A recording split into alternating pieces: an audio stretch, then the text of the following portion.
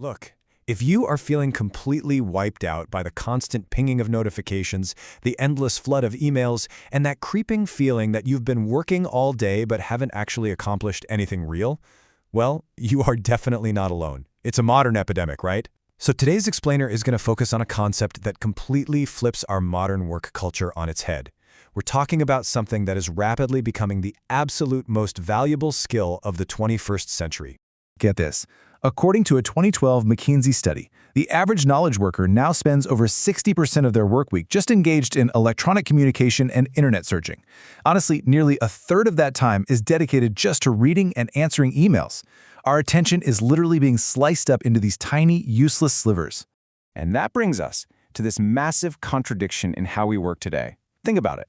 We are frantically messaging, we're constantly connected, and we report feeling busier than at literally any other time in human history.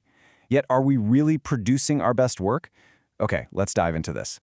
To unpack this, here's our roadmap for the explainer. First, the distraction paradox. Then, deep versus shallow work.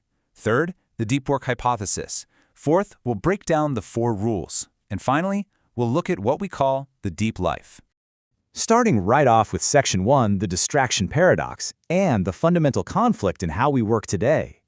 Back in 1922, the famous psychiatrist Carl Jung retreated to a 2-story stone tower he built himself in Bollingen. No electricity. He just locked himself inside for 2 hours of totally undistracted writing every morning. And you know what? He revolutionized the entire field of psychiatry. Now, contrast that with modern tech leaders like Jack Dorsey, who famously set up Square with a massive open floor plan to force people out into the open, all for the sake of serendipity and collaboration. The crazy thing is, we are increasingly prioritizing distraction over actual concentration. Which brings us to Section 2, deep versus shallow work, and how we define actual value creation. So, there is a massive difference between true value creation and just mere busyness. Deep work is totally distraction-free. It pushes your cognitive capabilities to their absolute limit, it creates net new value, and it is incredibly hard to replicate. Shallow work, on the other hand, that's all those non-cognitively demanding, logistical tasks that you usually do while you're half distracted anyway. You know, like moving emails around like a human network router. It doesn't create much new value, and frankly, it's easily automated. So why does knowing the difference matter so much to your actual career? That takes us to Section 3, the deep work hypothesis, and why all of this really matters.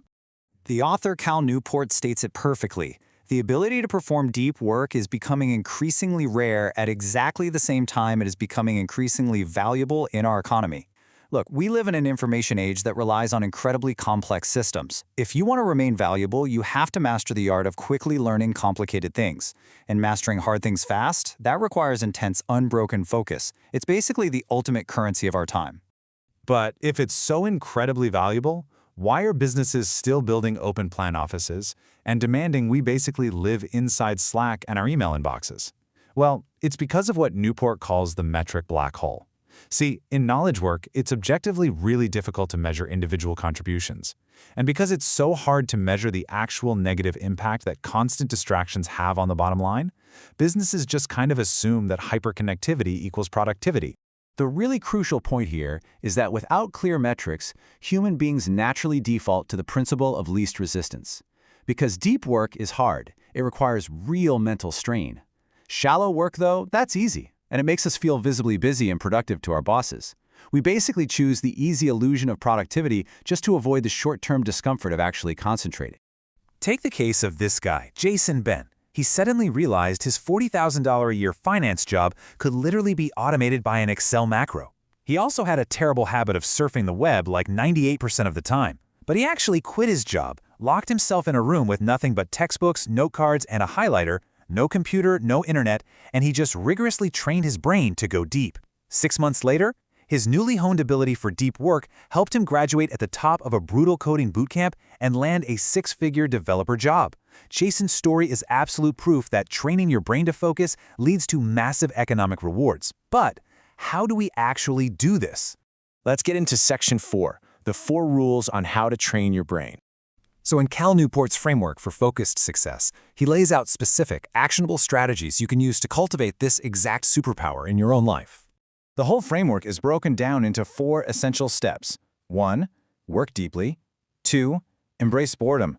3. Quit social media. And 4. Drain the shallows. Let's briefly break these down one by one, because they are all game changers.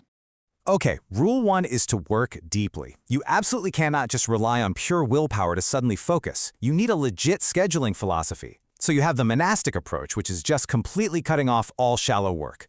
Then there's the bimodal approach, dividing your time into clear, deep, and open stretches. This is like Bill Gates famously taking isolated think weeks in a cabin to just read and think. There's the rhythmic approach, making it a strict daily habit. And finally, the journalistic approach, where you squeeze in depth whenever a free moment pops up. The secret is, you have to pick a philosophy that actually fits your specific life and ritualize it. Rule 2 is to embrace boredom. Look, focus isn't just a choice. It's a mental muscle that you have to actively train.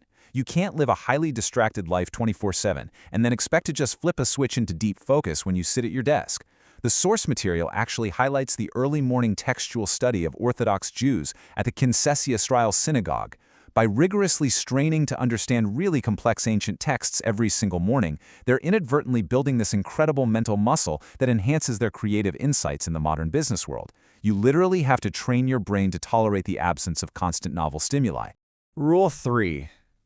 And yeah, this is the one that makes people the most uncomfortable. Quit social media. Newport urges us to totally reject the any benefit mindset. You know, that idea where you feel like you have to use an app just because it offers some tiny marginal benefit. Network tools are precision engineered to be massively addictive. They deliver personalized information on an unpredictable schedule. They actively fragment your attention and drain the finite willpower you desperately need for deep work.